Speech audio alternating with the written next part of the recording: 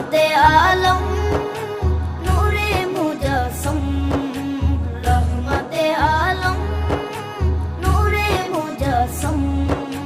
সাহাবীরা আতর বানায় ওই নবীজির ঘাম, সাহাবীরা আতর বানায় ওই নবীজির ঘাম।